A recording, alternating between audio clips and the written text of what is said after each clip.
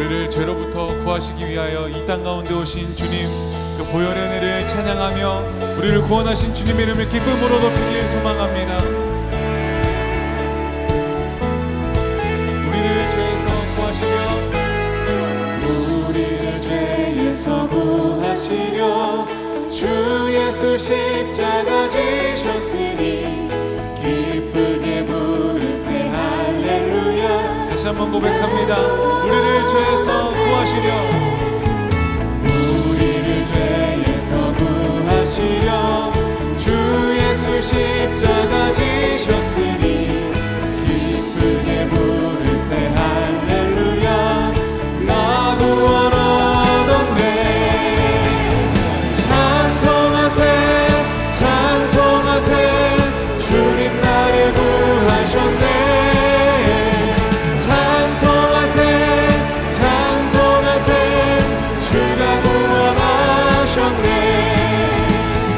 우리를 주께서 구했으니 이전에 행하던 악한 일과 주하고 더러운 모든 죄를 나 지금 죄에서 사함받아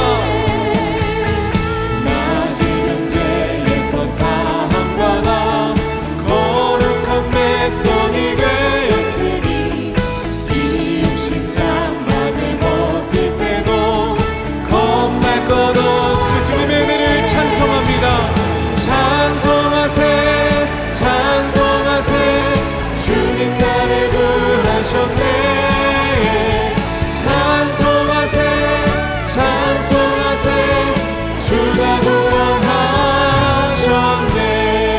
우리를 구원하시기 위하여 오신 주님 앞에 감사와 영광의 박수로 나아갑시다. 한번 상상해 보시기를 바랍니다. 만약에 모든 그리스도인들이 복음을 올바르게 이해하고 정말 복음에 합당한 삶을 살아간다면 그 다음 순간 어떤 일이 일어날까요? 우리는 매일 천국을 누리면서 살아가게 될 것입니다. 천국과도 같은 가정, 천국과 같은 직장, 천국과 같은 교회. 생각만 해도 가슴 설레이지 않습니까? 하나님께서 디자인하신 복음의 청사진을 보면 이러한 일이 실제로 가능하다는 사실을 우리는 알 수가 있습니다. 사도행전에 보면 초대교회 성도들은 복음을 올바르게 이해했습니다. 그리고 정말 복음에 합당한 삶을 살아가게 됩니다. 자, 그 다음 순간 어떤 일이 일어났습니까? 사도행전 2장 44절에서 47절 말씀 화면을 통해서 우리 다 함께 읽겠습니다. 믿는 사람이 다 함께 있어 모든 물건을 서로 통용하고 또 재산과 소유를 팔아 각 사람의 필요를 따라 나눠주며 날마다 마음을 같이하여 성전에 모이기를 힘쓰고 집에서 떡을 떼며 기쁨과 순전한 마음으로 음식을 먹고 하나님을 찬미하며 또 온 백성에게 칭송을 받으니 주께서 구원받는 사람을 날마다 더하게 하시니라. 아멘. 초대교회 성도들은 복음을 듣고 예수님을 영접했습니다. 그 다음 순간 그들이 가장 먼저 했던 일이 무엇입니까? 돈이라는 우상을 불태워버렸습니다. 그들은 자원에서 전 재산을 내어주고 각자의 필요에 따라서 나누어 주었습니다. 정말 놀랍지 않습니까? 제가 오늘 지구촌교에서 이렇게 말한다고 한번 상상해 보시기를 바랍니다. 저부터 시작해서 우리 모두가 전 재산을 다 내어놓고 각자의 필요에 따라서 나눠줍시다. 자, 이 사역에 과연 몇 명이나 동참을 할까요? 우리 지구촌교의 모든 성도들 가운데 10%, 5%, 단 1%라도 이 사역에 동참하시겠습니까? 사실 오늘날의 교회를 보면 이러한 일은 불가능한 것처럼 여겨집니다. 근데 우리에게는 가능하지 않은 것처럼 여겨지는 이런 일들이 왜 그런데 이들에게는 너무나 자연스럽게 일어나게 된 것일까요? 마치 당연하다는 듯이 그들은 자발적으로 자기의 전 재산을 내어놓았습니다. 그리고 각자의 필요에 따라서 나누어 주었습니다. 바로 이것이 복음의 파워입니다. 우리가 주목해 봐야 되는 또 하나의 중요한 내용이 있죠. 그들의 삶을 보고 모든 백성들이 교회를 칭송했다라고 기록이 되어 있습니다. 그만큼 그들은 삶으로 살아계신 하나님을 보여주었기 때문입니다. 예수님을 믿지 않는 사람이 봐도 이들의 삶은 진짜도라는 것이죠. 그래서 주위에 있는 백성들이 이렇게 고백을 한 겁니다. 나는 말이야 하나님을 믿지 않아. 그런데 이 성도들의 삶을 보니까 하나님이 살아계시다는 것이 정말 보여. 그래서 나도 하나님 믿고 싶어. 정말 놀라운 고백이죠. 초대교회 성도들은 정말 복음에 합당한 삶을 살았습니다. 그래서 그들은 복음의 능력으로 로마 제국을 뒤집어 엎어버렸습니다. 그들은 일상생활 가운데서 복음을 외치고 또 복음을 살아냈기 때문에 그들이 어디로 가든지 역사의 지평이 뒤흔들렸습니다. 그로부터 세월은 흘러 지나가고 2000년이 넘는 시간이 흘렀습니다. 자, 이제 오늘날의 교회는 어떻습니까? 현대 교회는 많은 경우에 심각하게 병들어 있습니다. 오늘날 교회는 너무나도 무기력합니다. 교회가 이렇게 많은데 세상 변화는커녕 교회가 존재함으로 인해서 지역사회도 변화되지 않습니다. 교회가 세상을 복음화시키는 것이 아니라 오히려 세상이 교회를 세속화시키고 있습니다. 그래서 사람들은 교회를 향해 손가락질을 합니다. 그들은 우리를 비난합니다. 그렇다면 세상 사람들의 교회를 비난하는 이유가 과연 무엇일까요? 가장 대표적인 이유를 5가지로 정리했습니다. 자, 첫 번째 이유입니다. 교회 안에서의 모습과 교회 밖에서의 모습이 너무나 다르다. 달라도 너무나 다르다는 것이죠. 교회에서 만났을 때는 그렇게 거룩해 보일 수가 없습니다. 환하게 웃으면서 모든 사람들을 친절하게 대합니다. 그런데 그 똑같은 사람이 집에 돌아가고 직장에 출근하며 친구들을 만나면 전혀 다른 사람으로 돌변합니다. 신경질을 부리고 짜증을 내며 버럭버럭 소리를 지릅니다. 도대체 어떻게 된 일입니까? 똑같은 사람 맞습니까? 세상 사람들은 그리스도인을 향해 위선자라고 비난합니다. 두 번째 비난의 내용입니다. 축복을 원하는 그리스도인은 넘쳐나지만 그리스도와의 고난에 동참하기 원하는 그리스도인은 거의 없다. 신앙생활의 본질이 무엇일까요? 나의 십자가를 지고 예수님을 따라가는 겁니다. 그런데 오늘의 교회는 야성과 함께 본질을 잃어버렸습니다. 그래서 그리스도의 고난에 동참하기 원하는 그리스도인들은 거의 없습니다. 세상 사람들과 똑같은 모습으로 결국에는 하나님으로부터 얻을 수 있는 혜택과 축복만을 간절히 원한다는 것이죠. 세상적인 가치관을 그대로 답습한 것입니다. 세 번째 비난의 내용입니다. 그리스도를 닮은 그리스도인을 찾아보기가 너무 힘들다. 우리 모두는 그리스도인입니다. 우리 한 사람 한 사람이 작은 예수가 되어서 우리의 삶으로 예수님을 보여주어야 됩니다. 그런데 세상 사람들이 아무리 눈을 씻고 찾아봐도 예수님을 닮은 구석을 찾을 수가 없습니다. 바로 그게 문제라는 것이죠. 자, 네 번째 비난의 내용입니다. 세상 사람보다 교인들이 더 잘 싸우고 더 미워하고 더 용서하지 않는다. 교회의 가장 두드러진 특징이 있어야 된다면 그것은 사랑이겠죠. 하나님은 곧 사랑이시기 때문입니다. 그런데 어찌된 영문인지 오늘날 교회는 세상 사람들보다도 더 잘 싸우고 더 미워하고 더 쉽게 삐지고 더 용서하지 않습니다. 한 번 싸우기 시작하면 끝까지 싸웁니다. 바로 그런 모습을 보고 세상 사람들이 한탄합니다.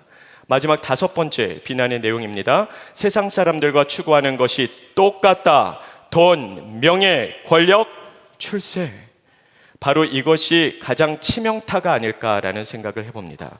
구별된 삶을 살아야 되는 그리스도인들이 세상 사람들과 다를 바가 조금도 없기 때문입니다. 결국에 궁극적으로 추구하는 것이 똑같거든요. 유일한 차이점이 있다면 적어도 세상 사람들은 정직하게 대놓고 돈과 명예와 출세와 권력을 추구합니다. 그런데 그리스도인은 겉으로는 안 그런 척하면서 뒤에서는 종교적인 명분을 들어 세상 사람들과 똑같이 탐욕스러운 모습으로 살아가고 있습니다. 물론 세상 사람들이 우리를 오해한 부분도 있겠죠. 또는 미디어에서 소수의 잘못을 마치 모두의 죄인 것처럼 과장되게 보도할 때도 참 많이 있습니다. 그러나 이 모든 비난의 내용 앞에서 나는 너무 깨끗하고 거룩하기 때문에 이런 내용과는 나는 아무런 상관없습니다 라고 자신 있게 말할 수 있는 사람 이 자리에 단 한 명이라도 있습니까? 저부터 시작하여서 우리 모두가 회개해야 됩니다. 저는 묻고 싶습니다. 우리가 어쩌다 이렇게 됐을까요? 오늘날 교회는 왜 이렇게 변질된 것입니까? 어디서부터 무엇이 잘못됐을까요? 모든 문제의 가장 근본적인 핵심은 첫 단추를 잘못 끼워 넣은 것입니다. 우리가 옷을 입을 때 첫 단추를 잘못 끼워 넣게 되면 옷 전체가 비뚤어집니다. 신앙생활에서도 마찬가지입니다. 신앙의 첫 단추를 잘못 끼워 넣게 되면 신앙생활 전부가 삐뚤어지고 망가집니다. 기초 공사부터가 부실하기 때문이죠. 그렇다면 신앙의 첫 단추는 과연 무엇일까요? 바로 복음입니다. 복음은 우리의 삶의 가장 중요한 기본기이기 때문입니다. 그러나 제가 분명히 짚고 넘어가고 싶은 것이 있습니다. 오늘날 참 많은 사람들이 복음이란 그저 기독교 신앙의 입문 과정일 뿐이라고 잘못 생각하는 경향이 있습니다. 그래서 흔히 우리는 이렇게 생각하죠. 복음은 기초이기 때문에 처음에 구원을 받을 때는 필요하지만 구원을 받은 후에는 복음으로부터 시간이 가면 갈수록 더 멀어지고 더 높은 신학적인 단계로 올라가야 한다. 그런가요? 아니요. 잘못된 생각입니다. 복음보다 더 높은 진리는 없습니다. 그와 동시에 복음보다 더 깊은 깨달음 또한 없습니다. 복음은 신앙생활의 기초일 뿐 아니라 신앙생활의 본질이고 핵심이며 전부이기 때문입니다. 그래서 기독교 신앙에서 말하는 진정한 성숙이라는 것은 복음에서 시작하여 시간이 가면 갈수록 복음에서 더 멀어지는 것이 아니라 복음에서 시작하여 시간이 가면 갈수록 더 복음에 깊게 뿌리 내리는 것을 의미합니다. 복음은 신앙생활의 본질이자 핵심이며 전부이기 때문에 복음을 올바르게 이해하는 것이 너무나도 중요합니다. 복음이 신앙생활의 첫 단추이기 때문이죠. 그런 의미에서 여러분에게 묻고 싶습니다. 복음이란 무엇입니까? 여러분은 복음의 내용을 어떻게 설명하시겠습니까? 자, 지금 이 시간 복음의 핵심 내용을 단 하나의 문장으로 요약해 주세요. 한번 생각해 보시기를 바랍니다. 지금 이 자리에 계신 분들이 뭐라고 답하실지는 잘 모르겠습니다. 그러나 보편적으로 일반적으로 생각할 때 대부분의 그리스도인들은 이 질문에 과연 뭐라고 답할까요? 단어 선택과 표현의 차이는 있을 수 있겠으나 아마 절대 다수의 경우 복음의 내용을 한 문장으로 요약해야 된다면 이렇게 표현할 것입니다. 다 같이 한 목소리를 읽어볼까요? 오직 예수님을 믿어 구원을 받을 수 있으니 예수님 믿고 천국 갑시다. 우리에게 가장 익숙한 복음의 내용입니다. 언젠가 누군가가 여러분에게 복음을 전해 주었을 때 이렇게 전해 주었을 것입니다. 그와 동시에 우리도 언젠가 다른 사람에게 복음을 전했을 때 이렇게 복음의 내용을 전해 주었을 가능성이 굉장히 높습니다. 다시 말씀드리지만 표현과 단어 선택은 다를 수 있겠으나 핵심 내용은 결국에는 똑같습니다. 자, 그렇다면 이 시점에서 여러분에게 중요한 질문을 드리겠습니다. 자, 바로 이러한 메시지가 성경에서 우리에게 가르쳐주는 참된 복음의 내용 맞습니까? 제가 맞나요? 라고 질문한 것으로 미루어 보아 왠지 답은 아니요? 같은데 도대체 왜 아닌지를 모르겠단 말이죠. 그래서 질문을 조금만 바꿔보겠습니다. 자, 이 내용이 정말 성경적인가요? 여기서 흔들리시면 안 됩니다. 네, 맞습니다. 지극히 성경적입니다. 또 묻습니다. 이 모든 내용이 정말 사실입니까? 네, 그렇습니다. 사실입니다. 자, 이 메시지에서 단 하나라도 틀린 내용이 있나요? 없습니다. 전부 사실이에요. 철저하게 성경적입니다. 예수님만이 길이요 진리요 생명 되시기 때문에 다른 구원의 길은 없습니다. 우리의 노력이나 행실이나 선행, 공로로 우리는 구원을 받지 않습니다. 오직 예수님을 믿음으로만 우리는 구원을 받을 수 있습니다. 혹시라도 다른 복음을 전한다면 그것은 이단입니다. 그리고 우리가 예수님 믿으면 반드시 천국 갑니다. 그러므로 모두가 사실이고 틀린 내용이 전혀 없습니다. 그러함에도 불구하고 이렇게 복음을 전하게 되면 복음의 본질이 왜곡됩니다. 너무 이상하지 않나요? 다 사실이고 틀린 내용이 하나도 없는데 왜 이렇게 복음을 전하면 복음의 본질이 왜곡된다는 것일까요? 그 이유를 설명드리기 전에 먼저 분명히 말씀드리고 싶은 것이 있습니다. 예수 믿고 천국 갑시다 라고 복음을 전한 모든 분들의 노력과 수고를 저는 비하하거나 비난하고 싶은 마음이 조금도 없습니다. 저는 그런 분들의 수고와 헌신과 섬김을 하나님께서 기뻐 받으신 줄로 확신합니다. 다만 이 시간은 성경으로 돌아가서 말씀이 우리에게 가르쳐주는 참된 복음이 무엇인지를 확인하는 과정에서 본의 아니게 조금이라도 왜곡된 부분이 있다면 그것을 바로잡는 것이 목적입니다. 자, 그래서 다시 한번 묻습니다. 예수 믿고 천국 갑시다 라는 메시지가 틀린 내용이 하나도 없고 전부 사실인데 도대체 뭐가 문제라는 것입니까? 가장 근본적인 문제는 자기 중심성입니다. 이렇게 복음의 메시지를 보는 것은 자기 중심적으로 복음을 바라보고 자기 중심적으로 복음을 이해하여 자기 중심적으로 복음을 적용하는 것입니다. 자기 중심성이 도대체 뭐가 문제가 된다는 것일까요? 사람은 처음부터 하나님 중심적으로 살아가도록 지으심을 받았기 때문입니다. 우리의 인생이 그렇게 디자인이 되어 있습니다. 우리는 하나님을 우리의 삶의 주인으로 모셔드려 하나님의 다스리심 가운데 하나님께 순종하고 하나님과 동행하며 하나님을 예배하도록 지으심을 받았습니다. 그것이 우리의 삶을 향한 하나님의 계획이고 목적입니다. 하나님 중심적으로 살아가라고 지으심을 받은 존재가 나 중심적으로, 자기 중심적으로 살아가겠다는 것이 잘못입니다. 자기 중심적으로 복음을 바라보고 이해하는 사람은 관심사가 단 하나입니다. 무엇일까요? 내가 하나님으로부터 받을 수 있는 혜택이 무엇인가? 철저하게 자기 중심적으로 생각하기 때문입니다. 그런데 하나님과의 관계에 있어서 내가 하나님으로부터 받을 혜택이 무엇인가라고 표현을 하게 되면 너무나 속된 표현처럼 느껴지지 않나요? 마치 내가 속물이 된 느낌입니다. 그래서 표현법을 종교적으로 조금만 바꿔주는 겁니다. 종교적인 포장지로 잘 포장을 하면, 그래서 종교적인 언어로 이 똑같은 질문을 조금만 바꾼다면 어떻게 이 질문이 거듭날 수 있겠습니까?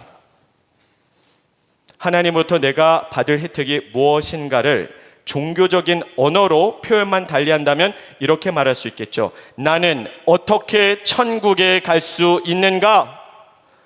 본질적으로 똑같습니다. 왜냐하면 천국행 티켓이야말로 하나님으로부터 내가 받을 수 있는 최고의 혜택이라고 생각하기 때문입니다. 그렇다면 구원의 궁극적인 목적이 무엇이 됩니까? 천국행 티켓이 되겠죠. 자, 여러분도 한번 생각해 보시기를 바랍니다. 그동안 여러분께서 다른 누군가에게 예수님 믿으세요라고 전했더니 그 사람이 이렇게 묻는다고 한번 생각해 보시길 바랍니다. 아니, 내가 왜 예수를 믿어야 됩니까? 자, 그러면 이제 여러분은 그 이유를, 그 목적을 뭐라고 설명을 해 주시죠?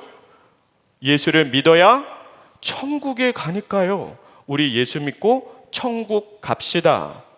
자, 그러면 최종 목표, 최종 목적은 천국행 티켓을 획득하는 것이 되겠죠. 그렇다면 이러한 복음의 구도 안에서 예수님은 무엇입니까? 예수님은 징검다리가 되어버립니다. 우리는 예수님을 징검다리 또는 디딤돌 취급을 하는 것이죠. 나는 지금 여기 있는데 천국은 저 멀리 있습니다. 이 사이의 간격이 너무나 크기 때문에 나의 힘과 노력으로는 도저히 천국에 갈 수 없습니다. 근데 예수를 믿으면 천국에 갈 수 있다고 하니 예수님을 징검다리 삼아 예수님을 딛고 예수님을 밟고 지나가서 나의 최종 목적인 천국에 도달하겠다는 것입니다. 이러한 복음의 구도 안에서는 최종 목적은 성국행 티켓이 되는 것이요, 예수님은 수단으로 전락해 버립니다. 무엇인가가 잘못돼도 심각하게 잘못됐다는 생각 드시지 않습니까? 이렇게 자기중심적으로 복음을 바라보고 이해하는 것이 왜 잘못되었는지를 하나의 이야기로 다시 한번 설명드리겠습니다. 옛날 옛적에 한 거지 소녀가 있었습니다. 그 누구도 이 소녀에게 관심을 가져주지 않았습니다. 그래서 그녀는 밥을 먹는 날보다 굶는 날이 훨씬 더 많이 있었습니다. 건강 상태가 너무나 나쁩니다. 그래서 만약에 그대로 내버려 둔다면 이 소녀는 이 겨울을 지나지 못하고 결국에는 목숨을 잃게 될 것입니다. 그러던 어느 날 그 나라의 왕이 그곳을 지나가다가 이 소녀를 눈여겨보았습니다. 그리고 그녀를 불쌍히 여겼습니다. 왕궁에 돌아왔는데도 그 소녀가 잊혀지지 않습니다. 그녀의 얼굴이 계속 떠오릅니다. 그래서 왕은 한 가지 중요한 결심을 합니다. 내가 이 소녀와 결혼하리라. 자, 상황이 이쯤 되면 지금 모든 분들이 똑같은 생각을 하고 계시죠? 왕이 신분의 격차를 극복해 가면서까지 이 거지 소녀를 신부로 맞이하겠다는 것으로 미루어 보아 이 소녀의 외모가 어떠했을 것이다?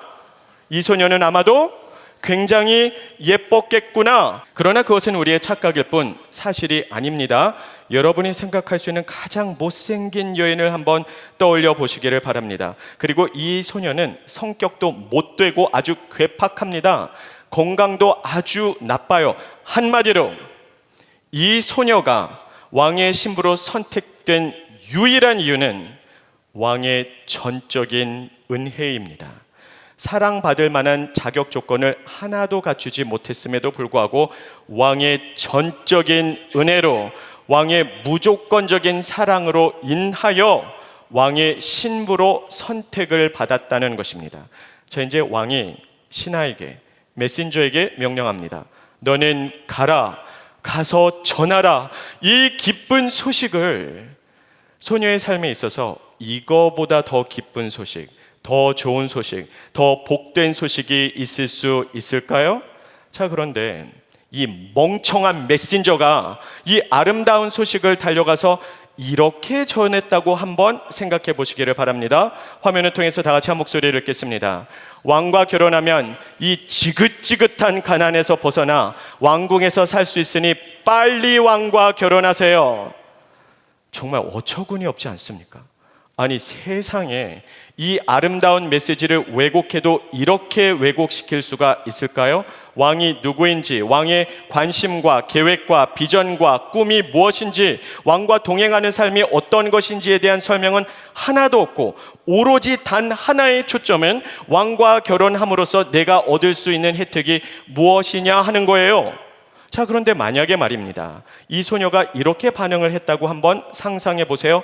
아, 그래? 왕과 결혼하면 이 지긋지긋한 가난에서 벗어나 왕궁에서 살 수 있단 말이지? 그러면 내가 한번 시원하게 왕과 결혼해 줄게. 왕에게는 아무런 관심도 없은 채 왕으로부터 내가 얻어낼 수 있는 혜택이 무엇인지에만 초점을 맞춰 왕에게 나아가겠다고 하는 것은 정상적인 결혼 생활일까요? 근데 여러분에게 묻고 싶습니다. 자, 이 메시지를 한번 천천히 읽어보시기를 바랍니다. 질문은 다음과 같습니다. 이 내용이 전부 사실입니까? 네, 그렇습니다. 다 사실이에요. 왕과 결혼하면 가난에서 벗어나 왕궁에서 살겠죠. 이 메시지에 단 하나라도 틀린 내용이 있습니까? 없어요.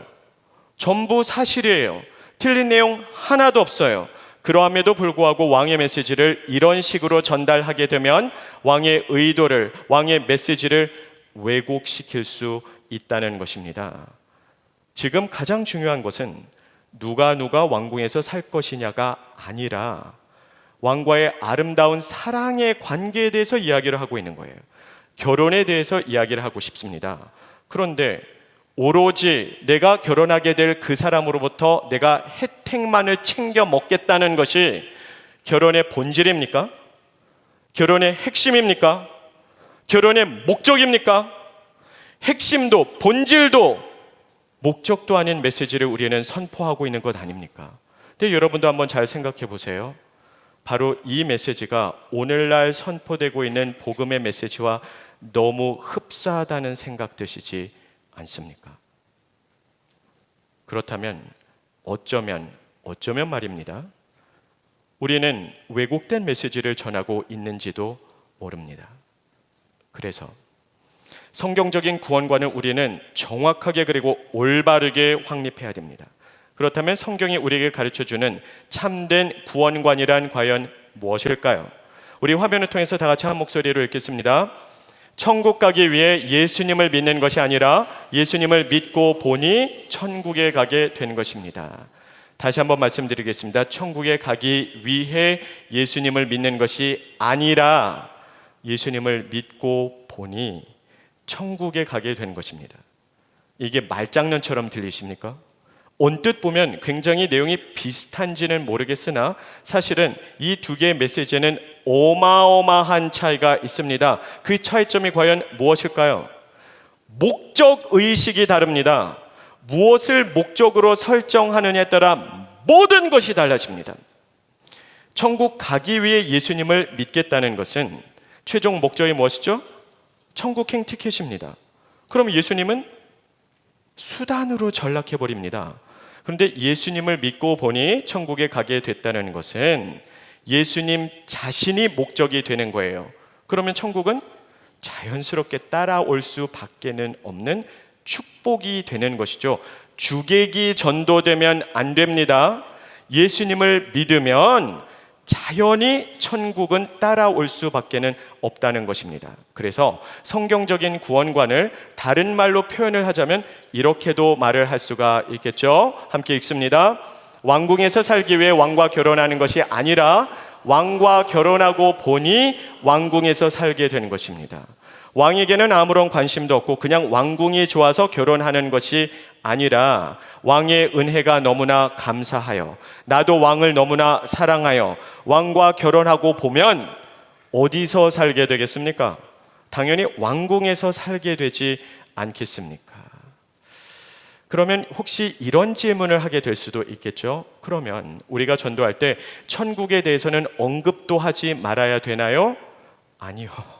우리가 전도를 할 때는 비신자의 눈높이에 맞춰서 메시지를 전해야 되지 않겠습니까?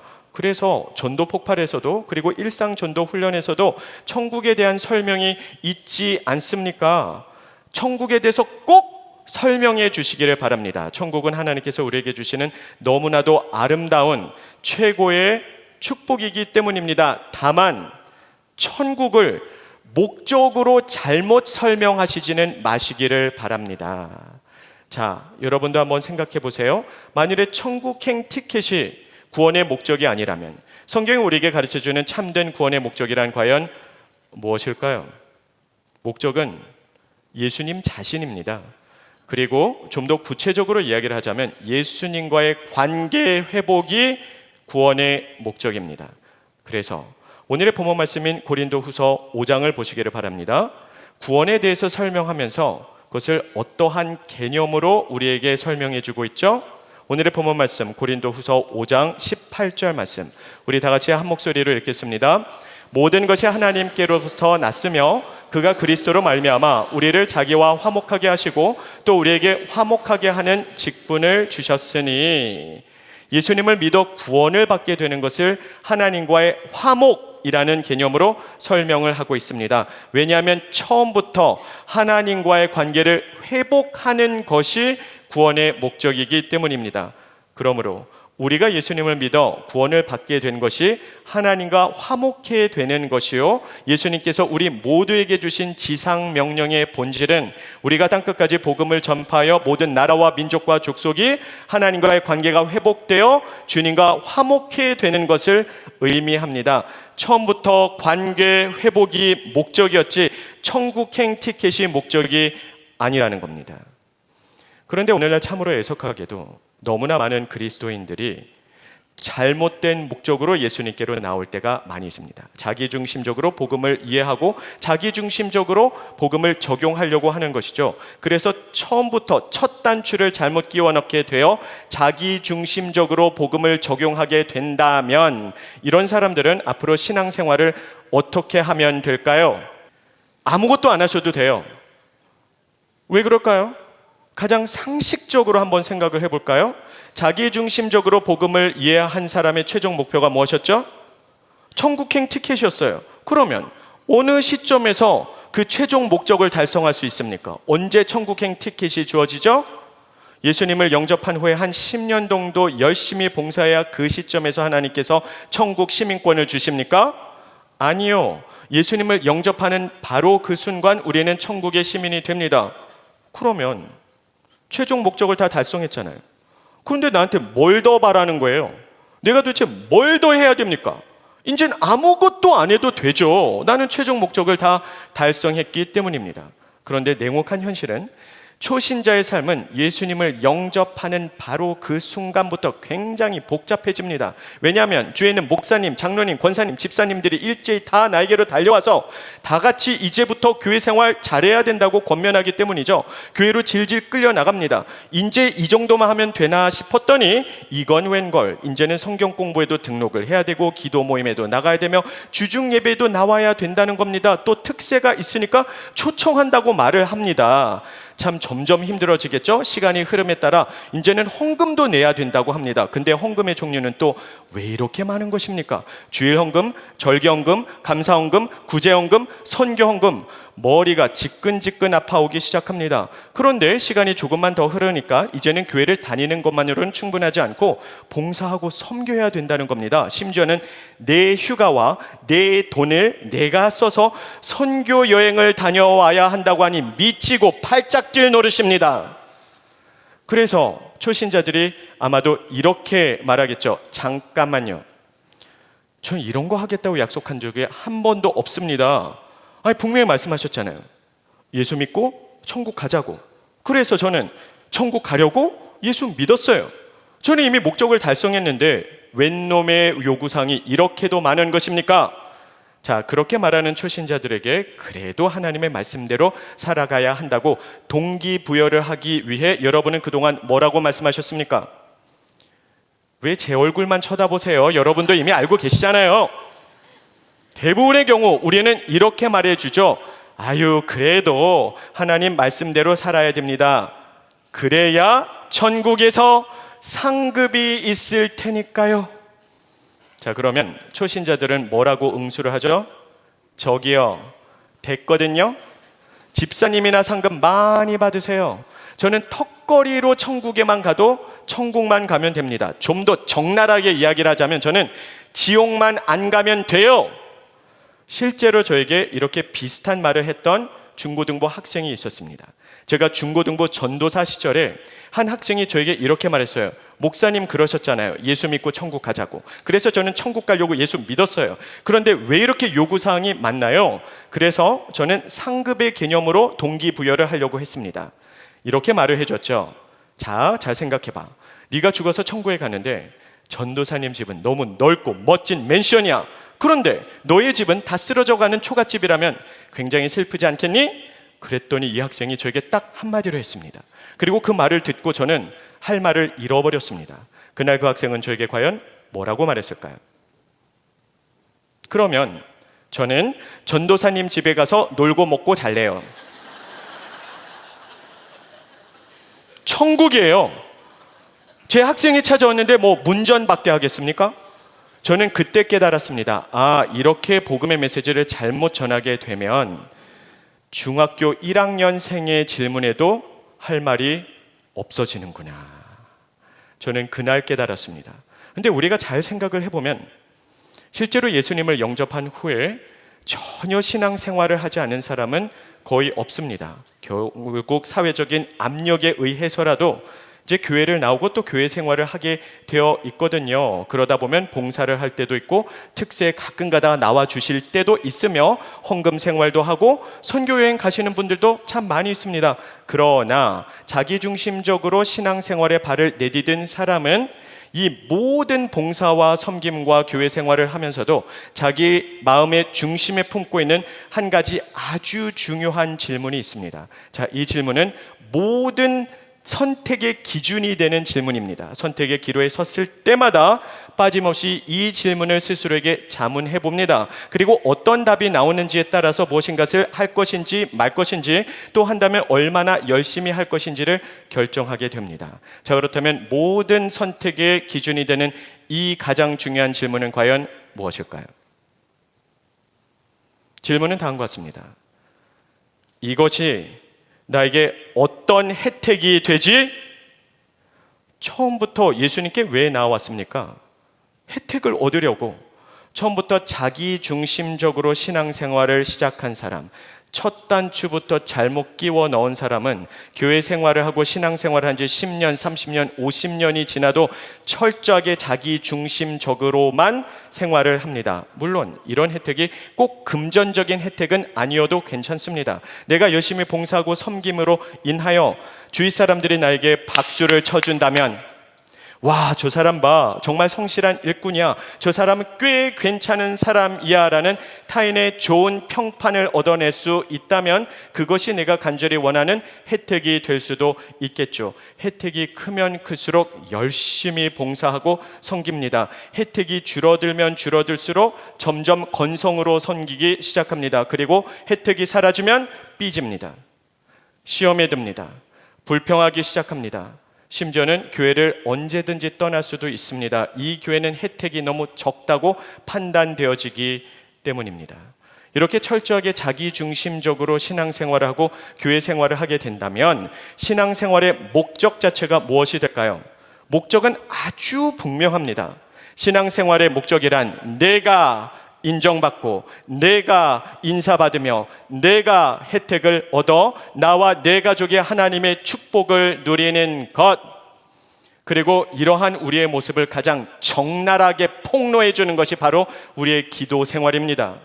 우리의 기도의 내용을 한번 떠올려 보시기를 바랍니다. 물론 우리가 세계 선교와 하나님의 나라를 위해서 기도할 때도 있겠죠. 왜 없겠습니까? 그러나 우리의 기도 내용을 살펴본다면 절대 다수의 경우 가장 큰 내용이 무엇입니까? 우리가 가장 간절히, 가장 자주, 가장 오래, 가장 끈질기게, 가장 지속적으로 기도하는 내용이 무엇이죠? 한마디로 나와 내 가족이 이 땅에서 잘 먹고 잘 살게 하여 주시옵소서 아닌가요? 내 자녀들은 명문대 척하니 합격하여 출세하고 성공하게 하여 주시옵소서. 우리의 사업은 번창케 하여 주시옵소서. 더 많은 재물을 우리 가족에게 맡겨 주시옵소서. 우리 가족은 무병장수하여 이 세상에서 좀 더 안락하고 폼나게 살게 하여 주시옵소서. 이렇게 철저하게 자기중심적으로 신앙생활을 하는 성도들이 늘어나면 늘어날수록, 많아지면 많아질수록 교회는 점점 더 병들어가게 될 것입니다. 교회는 거룩한 영향력을 상실하고 무기력하게 되겠죠. 그 결과 교회가 이렇게 많은데도 교회가 세상을 복음화시키기는커녕 세상이 교회를 세속화시키기 시작할 것입니다. 그의 세상 사람들은 한탄하며 교회를 향해 손가락질을 하게 될 것입니다. 그리고 그들은 우리를 비난하겠죠. 세상 사람들이 도대체 왜 우리를 비난할까요? 그 가장 대표적인 이유는 다음과 같습니다.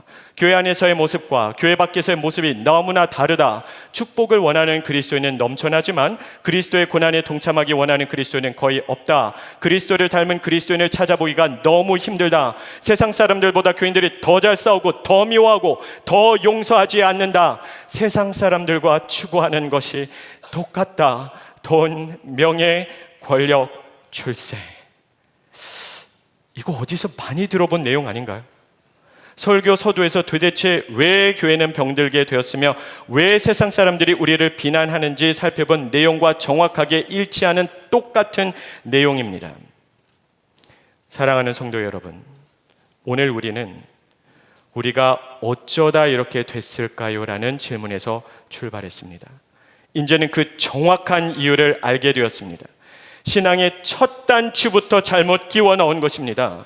신앙의 본질이자 핵심이며 전부인 복음을 처음부터 잘못 이해하여 잘못 적용하게 되면 교회는 병들어지고 변질될 수밖에는 없습니다. 그렇다면 오늘 우리에게는 한 가지 중요한 질문이 주어지겠죠. 예수 믿고 천국 갑시다가 성경에서 말하는 참된 복음이 아니라면 정말 성경이 우리에게 가르쳐주는 진정한 복음이란 무엇인가? 다음 주에 말씀드리겠습니다. 복음 수업 다음 주에 계속됩니다. 기도하겠습니다.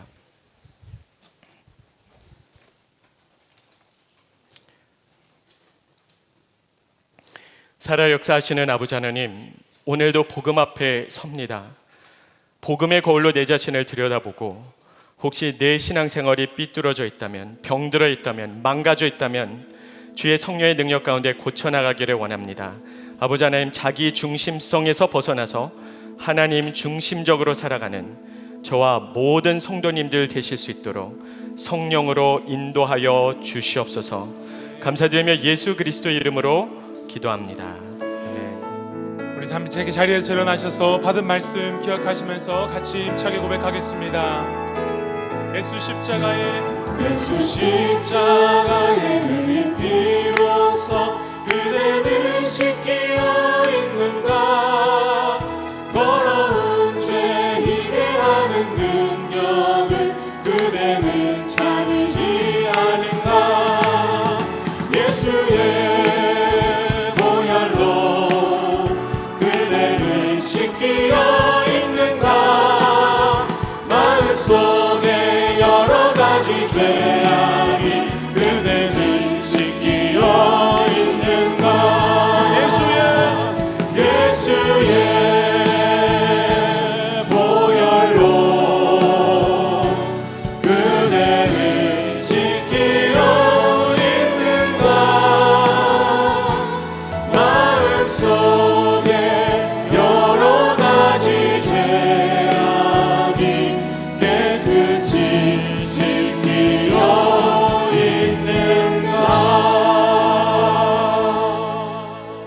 이제는 우리 주 예수 그리스도의 십자가의 은혜와 하나님의 그 크신 사랑과 성령님의 감화 감동하심 또 교통하심이 오늘도 복음 앞에 바로 서서 자기 중심적으로 살지 아니하고 하나님 중심적으로 살기로 결단하는 모든 성도들에게 이제부터 영원까지 항상 함께 하시기를 축원합니다.